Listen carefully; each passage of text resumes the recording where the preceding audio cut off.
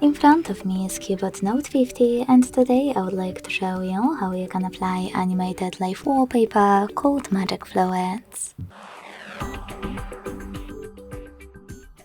Begin by opening Play Store and getting free app called Magic Fluids Light Fluid Sim from Mad Scientist developer. When it's ready, open it, and to mute the music, click at the bottom left corner. Then wait for the pop-up, select Consent and click on this gear at the top left corner. Now adjust all of those wallpaper settings however you wish to. You can even select presets on the left. Click on the best option for you and select Yes in the Load Preset pop-up.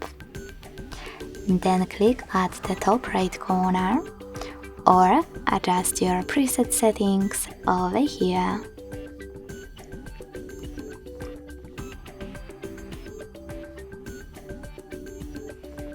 Following that, select the bottom right corner and hit Set as Live Wallpaper.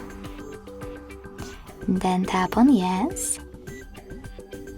Click Set Wallpaper and decide where you wish to apply it by clicking on one of those options, home screen or home screen and lock screen. I will go with home screen only, so when I tap